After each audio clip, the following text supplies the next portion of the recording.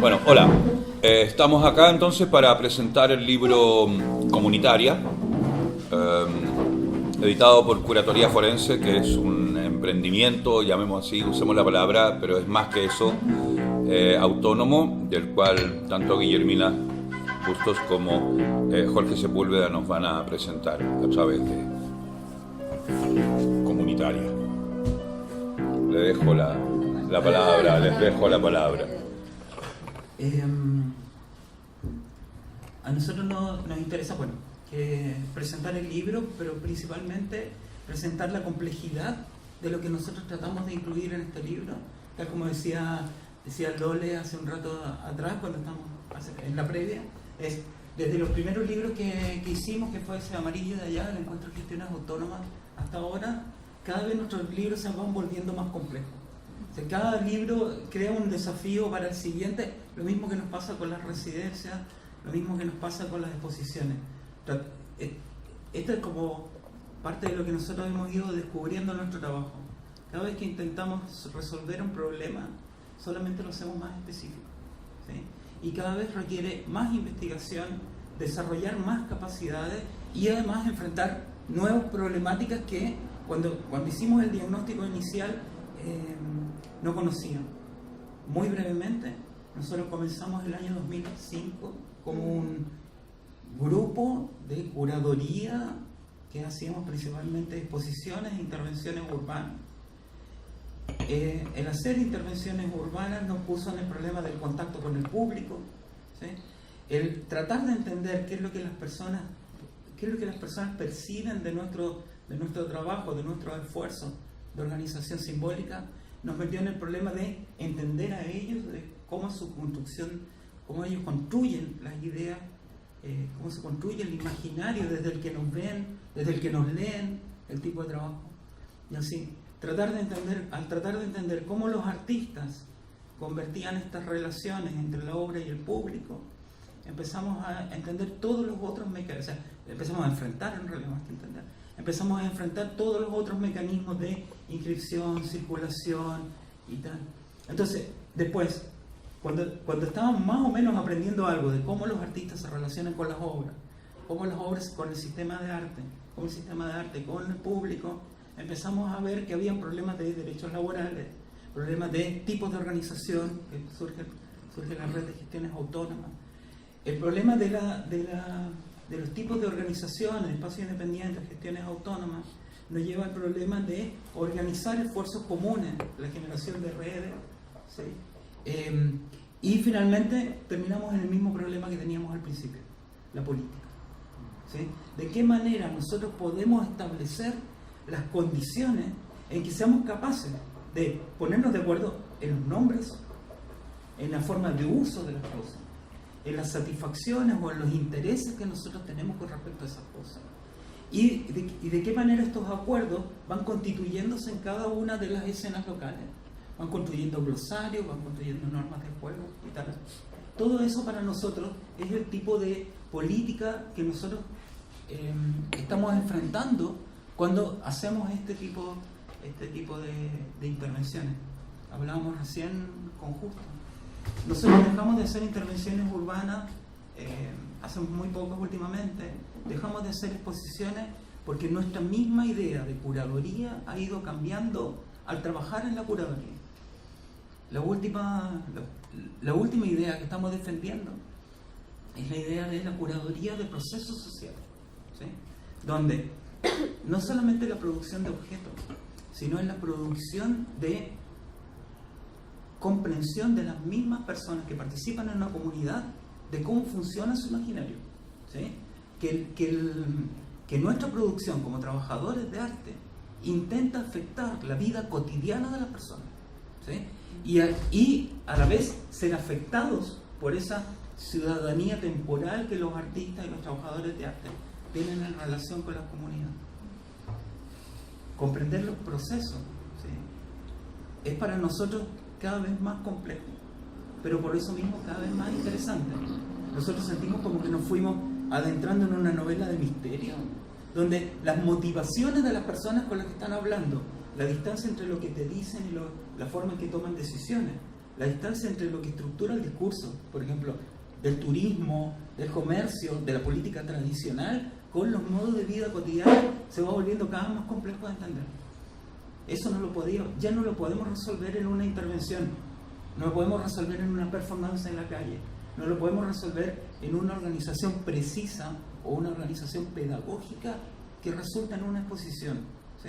Sino que sentimos que lo que aprendimos desde nuestras primeras intervenciones acá en Santiago 2005 hasta ahora es que en realidad estamos entendiendo cómo nos afectamos mutuamente y cómo somos capaces de construir acuerdos que nos permitan vivir juntos.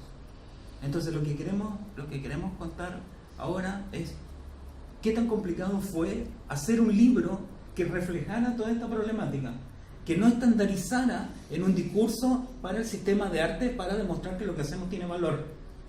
Nosotros eso ya lo sabemos, principalmente porque tenemos confianza en lo que hacemos, ¿sí? Y porque hemos logrado mostrarlo en diferentes lugares, hemos logrado generar una complicidad acerca de ese valor. Lo que nosotros intentamos hacer con este libro es presentarlo como una producción de problemática, ¿sí? No una producción problemática, no reaccionaria, no que intenta afectar a la forma en que las personas viven. Como nos pasó una vez en Villa Alegre, donde los vecinos tenían todos los comportamientos de fascismo de clase media, ¿sí? Se habían gastado $7.000 en la construcción de un muro para protegerse contra los robos, que en total sumaban menos de $1.000. ¿Ah? Y ellos orgullosos de haber construido su muro, así como un pre-Trump, digamos. Entonces, nosotros decimos, si vamos y les decimos a ellos, son unos fascistas, que además lo que hacen es absurdo y ridículo. O sea, mejor pagar las cosas perdidas que construir un muro y excluir a la gente. ¿Tá? Los intervienes primero, colocándote como autoridad, colocándote como verdad y esperando un efecto específico. Ese método es lo que no funciona. Y de hecho es lo que hacen la mayoría de las personas que trabajan en cuestiones sociales, ¿sí? Juntar a los negros y poner al blanco en centro y tomarse la foto, ¿sí? El negro puede ser el pobre, el gay, cualquier tipo de minoría, ¿tá? Y después diseñar una intervención que tiene un modo de realizarse y un objetivo específico. ¿Para qué queremos hacer eso? Entonces, lo que nosotros estamos intentando hacer es descubrir de qué manera se instalaron ciertas formas de pensar las cosas en los vecinos, históricamente, ideológicamente y tal. Así que tú libre respuesta. También. No, en ese sentido, o sea, no solamente es un trabajo con una pretensión de afectar el imaginario de las personas, efectivamente, una pretensión bastante ambiciosa de modificar la vida cotidiana de la gente, o sea, utilizar esto del arte como una herramienta para la posibilidad de la acción política, o sea, para que las personas a través de esta exhibición descalzada de su imaginario entiendan de qué manera está construido, o sea, de qué manera se integró naturalmente, históricamente, ciertos órdenes o ciertas normas. No solamente tenemos esa pretensión con este trabajo, sino también, y nosotros decimos, estamos insertos en un sistema de arte, no estamos exentos de esto. De hecho, nos enunciamos curadores, artistas, y hemos editado un libro y estamos en una instancia de presentación, como una posibilidad también de en relación a lo que decía Jorge, discutir las maneras tradicionales en que se vienen tratando a las comunidades desde el arte. O sea, como hay una recurrencia, esto lo hemos hablado mucho con varios chicos que son residentes aquí, de no actuar como si fuéramos extraterrestres que llegamos a una comunidad y nos vestimos extraño, hablamos extraño, por ahí abducimos a alguien, el que pinta bien o el que hace buenos dibujos, y nos retiramos, y nuestro ovni se levanta y se retira. ¿Cómo hacer para que efectivamente nuestro trabajo tenga algún tipo de incidencia y además continuidad? De que no sea que no sea meramente una intervención que genera un shock al que después sobre el cual después todo se reorganiza de la misma manera. O sea, tenemos por lo menos una pretensión de afectar las cosas. En ese sentido, el trabajo de Lincoln, por ejemplo, tiene ciertas resonancias con algunas iniciativas locales, pero que son transinstitucionales, porque provienen del seno mismo del Estado, lo cual es ya una anomalía. Sí, totalmente. Digo que no habría que hablar tanto de esa anomalía para que los funcionarios del Estado no se dieran cuenta de lo que están financiando. De tal manera que la paradoja es que tenemos que hablar de eso porque finalmente en el seno del Estado están ocurriendo algunas situaciones que son, entre comillas, absolutamente alternativas. Sí. Es una paradoja. Bien. Mientras eso se mantenga y mientras eso tenga un efecto metodológico significativo, me parece muy importante relevarlo. Pero ustedes, efectivamente, veo que en Lincoln, por ejemplo, trabajó la Jo Muñoz, pero la Jo Muñoz está a cargo de una de las iniciativas de red de cultura y redes de arte colaborativo. Entonces, efectivamente hay una cierta relación, y tú me planteabas hace algún momento la existencia de experiencias similares en el resto de la Argentina. Sí, claro. Me gustaría que hablaran de eso justamente. Sí.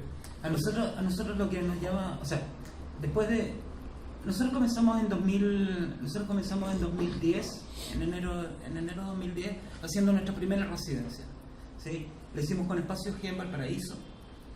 Era una residencia que organizamos junto con Ilse Petroni, siendo que nosotros nunca habíamos participado en una residencia.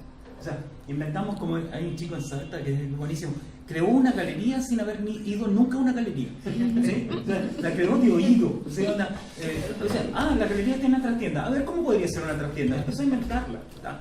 Cuando nosotros hicimos esa primera residencia en Valparaíso, inventamos todo de cero. ¿Se acuerdan como Espacio G? Un pasillo gigante, 15 colchones uno al lado del otro. Condiciones de residencia de indigencia, casi. Pues digamos paupérrima. No, haciendo justicia a lo que los artistas tienen que enfrentar cuando trabajan en la calle en Valparaíso. ¿Sí? Entonces nosotros juntamos 15 personas, la mayoría de ellos de Argentina, para tratar de desarrollar un método de trabajo junto con nuestra primera comunidad, ¿sí? La comunidad que participa de la residencia. Y después de eso, encontrar algún tipo de vinculación con la otra comunidad, la que está alrededor de este trabajo. Lo que fuimos aprendiendo de ese modelo, es que, o sea, desde entonces hasta ahora, es que hay cosas que son posibles de hacer dependiendo del modelo de trabajo que tú plantees. ¿Sí? Una cosa que nosotros aprendimos cuando estuvimos juntos en Entrecampo, es que muchas veces los errores no los cometen las personas. Los errores son forzados por el modelo de trabajo. ¿Sí? Entonces, los artistas o las comunidades sintomatizan en un error o en un conflicto el mal diseño de un programa de trabajo. ¿Sí? ¿Qué es lo que nosotros aprendimos? Yo ahora que estoy viejo, ya no odio tanto, sino que entiendo que hay cosas que son posibles. Una vez a la semana, quizás no. Descubrimos que hay cosas que son posibles en ciertos ámbitos, con ciertos diseños, y otras que no son posibles. Conversamos el otro día en México. ¿Qué tipo de arte disidente es posible en una escena donde todo es financiado por la institucionalidad pública? Ninguno. Porque es contrario, la idea de presentar un proyecto disidente a una institución pública, que primero tiene que defender la institución, ¿sí? Para que te la financien, para que tú ejerzas disidencia, eso es estar en contra del padre mientras le estás pidiendo la mesada. ¿Sí? Sin embargo, el programa de pero eso es lo que lograron hacer los españoles cuando se convierten en especialistas de la alternativa. Sí. en América. Sí, ahí está la mayor maldad de Tony Puig. ¿Sí? Que Tony Puig desarrolla un concepto de espacio independiente que en realidad es un tipo de organización tercerizada del Estado español. ¿Sí? Todos los espacios independientes que existieron en América Latina hasta la quiebra de España hace 4 años atrás, en realidad eran dependientes del Estado español a través del Centro Cultural de España o directamente a través de la ESI. Entonces, el concepto de espacio independiente en realidad lo que generó fue una mayor dependencia. Un funcionariato externo dependiendo de las modas. Por ejemplo, cuando se pone de moda hablar de las minorías sexuales, Cuando el Estado español entiende que tiene que hablar de esto, ¿sí? Selecciona y financia ciertos tipos de espacios independientes, y los espacios independientes que no corresponden con esa moda cierran o tienen que esperar a la próxima moda. ¿Está? ¿Cuál es la cuestión? Entonces, el programa de residencias que se llama Lugares Limítrofes, el que organiza acá el gobierno, o el programa federal de residencias en Argentina, o los puntos de cultura que organizó en Brasil, que comenzaron en el gobierno de Dilma, afortunadamente todavía continúan, tienen ciertas capacidades de reordenamiento simbólico de las comunidades que están alrededor, ¿sí? Pero esas capacidades tienen el mismo límite. El límite de somos una institución pública que tenemos pretensión estatal sobre lo que va a ocurrir, ¿sí? Nosotros somos un poco duros en aplicar esta definición de la diferencia entre las cosas que tienen que ver con cultura y las cosas que tienen que ver con arte contemporáneo. Pero esa es una cosa que no está en absoluto instalada y que es completamente... que a mí me sorprende que en Chile hasta los propios operadores de arte caen en la... porque no les conviene para nada, es decir, caen en la distinción cultura y arte. Cuando yo hice la ponencia en este seminario organizado para formular las políticas nacionales hace 2 años, planteo esa distinción y pareció una distinción exótica, de la cual los funcionarios después no quieren volver a hablar porque es un problema político, y no quieren abordar el problema político. Entonces cuando tú dices, no, y yo me basé, lo calculé, en unas reflexiones que unos filósofos franceses, no me acuerdo el nombre ahora, lo habían planteado en los años 60. Entonces, mi táctica consistía en decir, disculpen, estoy usando toda una categorización antigua. O sea, esto ya se ha discutido. Esto ya es un problema. Y pongámonos al día. Pongámonos de distinguir lo que es propiamente arte y lo que es propiamente cultura. Y por eso hemos trabajado la noción de gestión de arte contemporáneo, que es distinta a la gestión cultural. Entonces, ya, por un lado. Y por otro lado, en mi experiencia es que son los diagramas los que definen la gestión adecuada a su desarrollo. Y aquí lo que tú dices es que todos se acomodan a la existencia del diagrama de base, que es el formulario, entonces, ¿quién habla al final?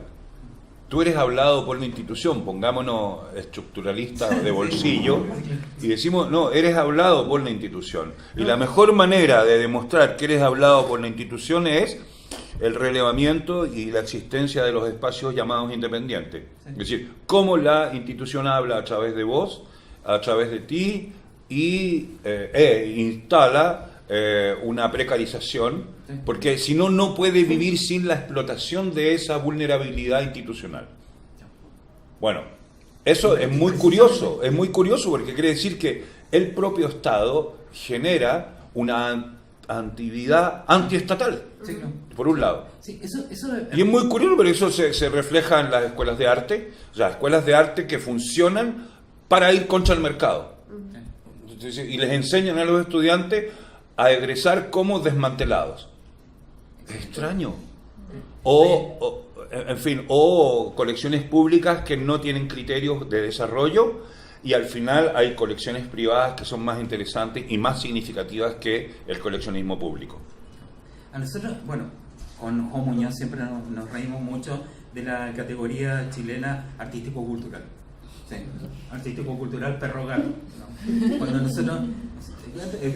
Pero eso ya es Monseñor Esati, ¿no? Entonces, ¿qué es lo que nosotros pensamos? Los programas estatales de residencias, como el que ocurre acá, como el que ocurre en Argentina, o los puntos culturales en Brasil, o los que financian Colombia, Editarte, por ejemplo, tienen una pretensión que utiliza el arte contemporáneo para cuestiones culturales. ¿Cómo sería esto? En la instalación de una residencia de arte contemporáneo en un espacio marginal de cualquier tipo, lo que está pretendiendo es generar las condiciones de sostenimiento del consenso. Cuando nosotros hablamos de cultura, hablamos de consenso, ¿sí? La capacidad de sostener el lenguaje en común, la conceptualización en común, las prácticas cotidianas de vida, ¿sí? Vivir en el barrio, ¿sí? Como el texto que vos decías, todos los barrios tienen un centro cultural y es el kiosco de la esquina, ¿sí? El kiosco de la esquina, o el almacén, el almacén de la esquina, perdón, es el almacén de la esquina. Ahí ocurre el intercambio de los imaginarios, de los valores de las cosas y tal. Nosotros pensamos que paralelamente a eso y complementariamente a esto, ¿sí? Por eso decía, hace tiempo que no odio tanto, digamos, complementariamente a estos planes de instalación del consenso, nosotros desarrollamos otros tipos de residencias. Estos tipos de residencias son independientes de quién financie. Por ejemplo, el libro de Villalegre lo financió el gobierno regional, un fondo regional. La residencia y el libro de comunitaria lo financia un gobierno el partido de la comuna, que es de derecha, ¿sí? Lo financia el gobierno, pero nosotros logramos establecer una distancia con las pretensiones del gobierno sobre la cultura. ¿Para investigar qué? Para investigar cuáles serían, primero, los modos de trabajar con esto. O sea, investigar metodologías de trabajo en la residencia, investigar metodologías de producción para los artistas, pero principalmente de qué manera se puede poner a prueba, como decía Guillermina, la naturalización de los órdenes, ¿sí? Del orden moral, del orden ético y del orden legal en la persona. ¿Por qué? Disculpa. ¿Por qué? Específicamente en Villalegre y en Bermúdez o en Carlos Salas, en Lincoln, las personas sienten permanentemente la obligación de representar un papel que los haga valiosos para los otros, mientras todo lo que está ocurriendo alrededor se está derrumbando, ¿sí? Los pueblos de Lincoln están desapareciendo por la industrialización de la agricultura, porque dejó de pasar el tren, porque no tenían otra cosa que el tren y la producción agrícola. Entonces, ¿cuál es el más pequeño? Bermúdez. Bermúdez ya no tiene policía, consultorio médico.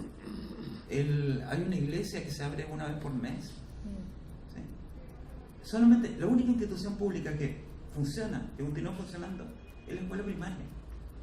Entonces tú ves un pueblo que tuvo 800 habitantes hace 10 años, ahora tiene 68. ¿Sí?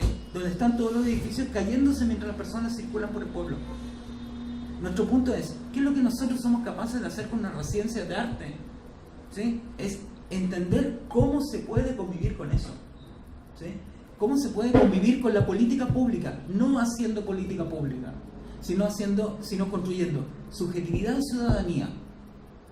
Ahí está la diferencia entre los programas, para nosotros, entre los programas de políticas públicas que hacen residencia, ¿sí? Que están ordenados, o sea, que tienen como objetivo ordenar y administrar el consenso dentro de un lugar, y nosotros que somos que autónomamente, independientemente del presupuesto, estamos investigando maneras de producción, pero ¿de qué tipo de producción?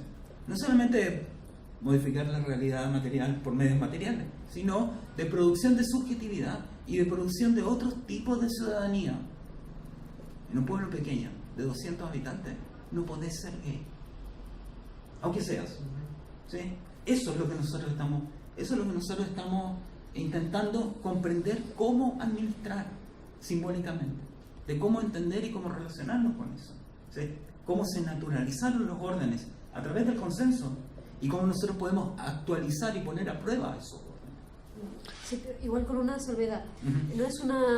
No hay un objetivo previo.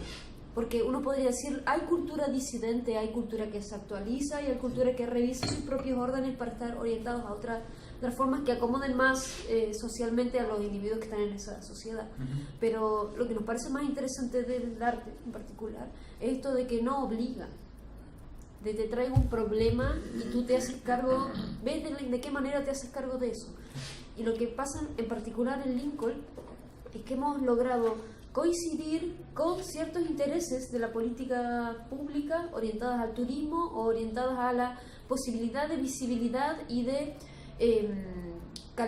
desarrollo de estrategias de calidad de vida para estas personas a las que ellos no podían acceder o no estaban en directa relación.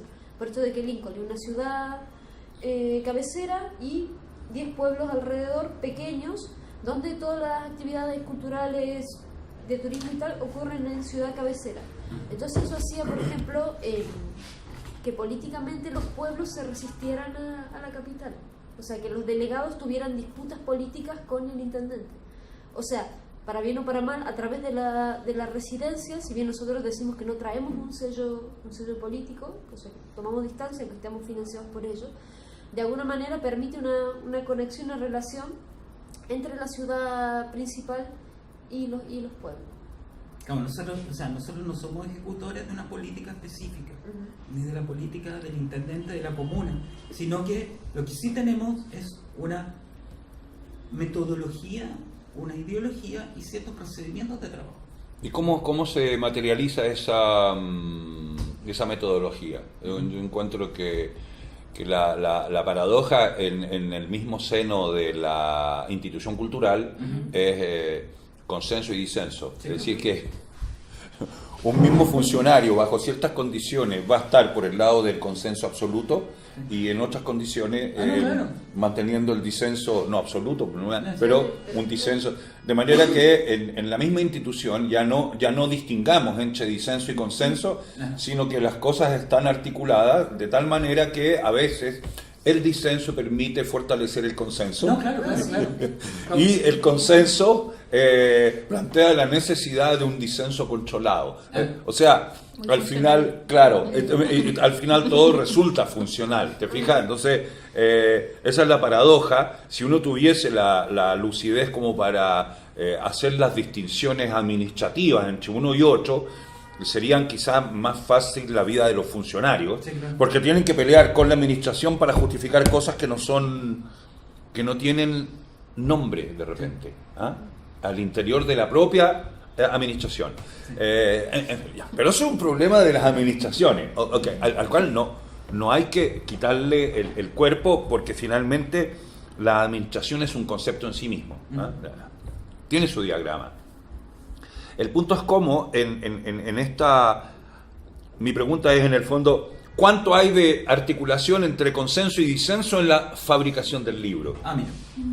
Mira. Qué buena. Buena pregunta. Nosotros... A ver, esto lo podemos abordar desde dos puntos. Nosotros, si lo viéramos desde una cuestión de gestión pública o de gestión en términos generales, con ciencia económica, ya es una costumbre muy instalada que las empresas contraten auditorías externas para decirles dónde están fallando, ¿sí? De alguna manera, nuestras propias producciones son auditorías del sistema. De hecho, lo hemos planteado varias veces y creo que tenemos texto en común y alguna discusión sobre esto. De qué manera el arte contemporáneo actúa como una revisión crítica de la cultura, ¿sí? Y que esa revisión crítica no solamente actúa al modo de la imagen, al modo simbólico, sino también en los procedimientos prácticos de las instituciones, ¿sí? Me encanta que el otro día acá hablaban de objeción de conciencia institucional, como una aplicación de lo que es individual o subjetivo a instituciones, porque en realidad la capacidad de soportar la crítica, en esta misma lógica de objeción de conciencia, sería determinar cuánta autoestima institucional tiene, o sea, cuánta autoestima institucional tienen, ¿sí? Cuánta crítica, ¿sí? Cuánta revisión de su propio procedimiento pueden soportar el Consejo Nacional de la Cultura, el Ministerio, como sean los museos y la institución arte en total. Por otro lado, nosotros abordamos esto a propósito de unas conversaciones que tuvimos con Lisette Lañado cuando ella hizo la Bienal de Sao Paulo. Cuando ella hace la Bienal de Sao Paulo, le roba el título al libro de Barthes. De Barthes. Sí. Vivir juntos. ¿Cómo vivir juntos?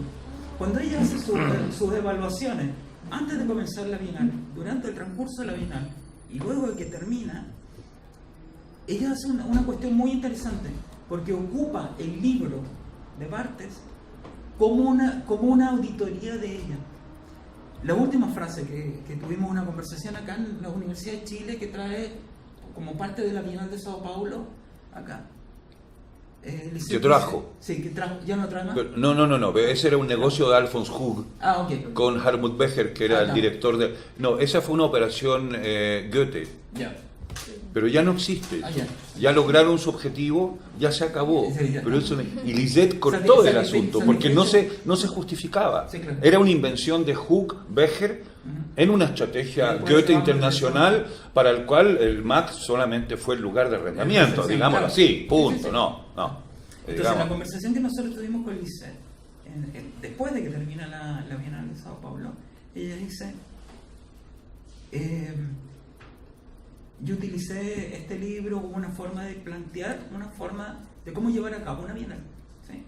Pero hubo una cosa que puse poca atención, y es en la última frase del libro, ¿sí? El libro comienza: cómo vivir juntos, y termina con la justa distancia. Una cosa que mi abuela ya sabía: ni tan cerca que me quemo, ni tan lejos que me frío, ¿tá? Entonces, para responder directamente a lo que tú estás preguntando, lo que nosotros hemos intentado hacer con el gobierno de Lima, con los gestores, con Rodolfo Salas y Laura Calú, es un equilibrio entre lo que es necesario sostener para sostener el consenso y cuánto somos capaces, sí, sin romper el consenso, ¿sí? sin violentar, ¿sí?, tanto la estructura como a las personas. ¿Cuánto se puede poner a prueba el diagrama, el tejido social? ¿Sí? Entonces, finalmente lo que nosotros estamos es en una situación de permanente negociación, ¿sí?, entre la cultura y el arte contemporáneo, entre las capacidades, ¿sí?, de organización comunitaria y las capacidades de poner a prueba, las capacidades de disidencia, ¿sí?, de poner a prueba lo que estamos haciendo. No porque esté mal, sino porque hay que probarlo cada cierto tiempo para saber si está funcionando, ¿sí? Ese es el equilibrio. Entonces, ¿cómo se lleva esto a cabo en el libro? Obviamente, si lo financia el intendente tiene que escribir el primer texto, ¿sí? Y el primer texto lo escribe el intendente con la asesoría de la persona que él tiene para cultura, con la asesoría de los mismos gestores que hacen la presidencia, ¿sí? Porque lo mismo que sabemos que pasa en todas las organizaciones, el intendente tiene que entender a nivel general lo que está ocurriendo, entender la rentabilidad política y la rentabilidad social para sus intereses. No tiene que entender todos los detalles, no es necesario, ¿sí? Y luego nosotros lo que hicimos fue meter un artículo, que ya viene una serie que creo que van 3 o 4, de análisis de metodología de trabajo sobre residencia, pero también de esto que nosotros llamamos instalación ideológica, ¿sí?, para referirnos a las gestiones autónomas, a las escenas locales y a las residencias de arte contemporáneo. Escribimos un artículo corto de 5 páginas para que los vecinos se lo salten. O sea, para que se sean las 5 páginas, o sea, como el diseño más aburrido, ¿viste?, donde las citas no de pie de página, para que el vecino diga: ña. Pasa rápido porque quiero ir a la foto, quiero ir a la descripción de la anécdota, quiero ir al análisis de la intervención a través de la anécdota, ¿no? Entonces, lo que nosotros aprendimos cuando hicimos el libro junto con Lole, Diego Paulet y tal, el libro de Villalegre, es que nosotros estamos escribiendo un libro que tiene que ser posible de ser leído en diferentes cánones, ¿sí?, en diferentes contratos de lectura, ¿sí?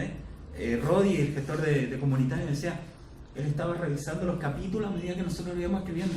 Nos mandaban WhatsApp diciendo: mándale el otro, esto está más bueno que Harry Potter. Bueno, terminan de describir una y el libro funciona como si fuera una novela, ¿sí? Ahí nosotros, ¿te acuerdas cuando hicimos el libro de escritura funcionaria o el otro? ¿Sí? Vos dijiste una cosa que me encantó, ¿sí? Yo quiero que los conceptos sean como personajes.